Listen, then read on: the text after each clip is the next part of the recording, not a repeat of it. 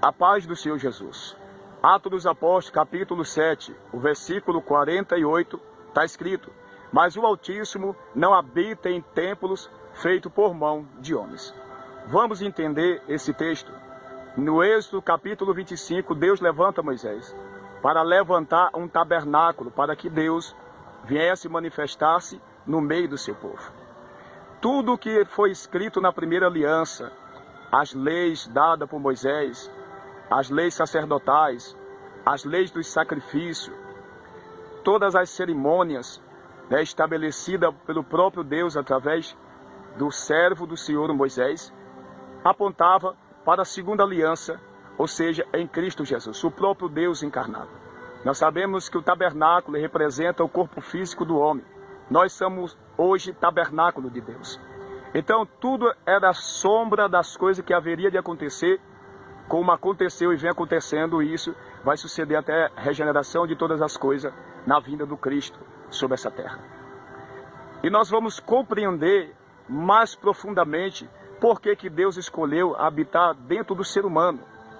Nós devemos entender, meus queridos, quando Paulo ele escreve em 1 Coríntios capítulo 3, o versículo 16, não sabeis vós que sois o templo de Deus e que o Espírito de Deus habita em vós.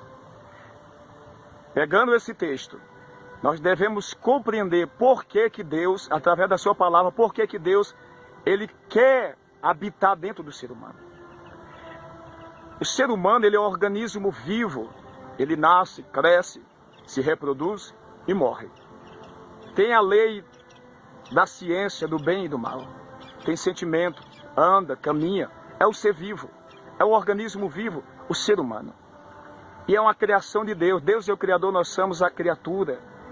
E mais profundo é entendermos que o homem não é só matéria. Nós não só somos este corpo físico. Você não é só físico, você não é matéria, mas você é espírito, alma e corpo. 1 Tessalonicenses capítulo 5, versículo 23. E o mesmo Deus de paz vos santifique em tudo, em todo o vosso espírito, alma e corpo, sejam plenamente conservados irrepreensível para a vinda de nosso Senhor e Salvador Jesus Cristo. Então, entendemos que o homem não é só matéria. Ele precisa de ter um relacionamento com o seu Criador, uma vez que ele não é só matéria, mas ele é espírito. Nós temos uma alma, nós temos um espírito. Então, Deus, ele é espírito, e ele se relaciona com o espírito do homem. Ele santifica o nosso espírito. Ele se relaciona com o nosso espírito, através do nosso espírito, com a nossa alma, e se manifesta os sentimentos, os desejos e as vontades no corpo físico, no campo físico, que é este mundo.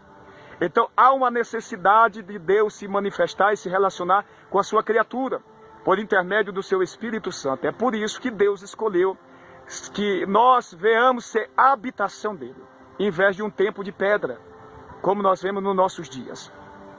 Isso nos ensina a princípio que nós não precisamos de um templo de pedra para ter uma vida com Deus. Porque nós somos portadores de Deus por intermédio do seu Espírito em Cristo Jesus. Você não precisa só orar num templo de pedra. Você não precisa buscar a Deus e orar a Deus só numa casa de oração onde é o templo de pedra. Não. Você tem que entender que você é portador do Espírito de Deus. E que muito mais profundo é você entender que você precisa de um relacionamento com Deus. É só por intermédio desse relacionamento, entendendo que nós somos templo, tabernáculo de Deus, do seu Espírito, nós manifestamos na terra a imagem e semelhança do nosso Criador, por intermédio do seu Espírito que habita em nós. Nós precisamos ter essa relação. Porque nós não somos só físicos, nós somos espirituais também. O homem interior, como Paulo escreveu em 2 Coríntios, capítulo 4. O nosso espírito precisa ser alimentado. E o Espírito de Deus se relaciona com o nosso espírito. Então nós precisamos entender isso. Se nós entendemos isso, nós vamos buscar a Deus mais profundamente. E nós não vamos ter lugar para buscar a Deus, como está escrito em Mateus, capítulo 18, versículo 20. Aonde estiver 2 ou 3 reunidos, meu nome estou eu no meio deles. É disso que Jesus está falando. Ele está dizendo, vocês são a minha habitação. Não é em Jerusalém que nós devemos adorar. Não é no monte de Samaria que nós devemos adorar. Os verdadeiros adoradores adorarão o Pai em espírito e em verdade. Por que adorar o Pai em espírito? Nós só podemos adorar a Deus em espírito, pelo Espírito de Deus. Pelo relacionamento que nós temos com o Espírito de Deus. E em verdade, vivendo a palavra de Deus, que é a verdade que nos santifica. Conhecereis a verdade e a verdade vos libertará. Que verdade é essa? João 17, parte B do verso. A tua palavra é verdade. Em espírito, adorar a Deus pelo Espírito. Em verdade, sobre a palavra que é a verdade, que nos liberta e que nos santifica. Adorar a Deus em espírito e verdade significa isso. Assista o próximo vídeo, vamos continuar dentro desse assunto. Que Deus vos abençoe grandemente.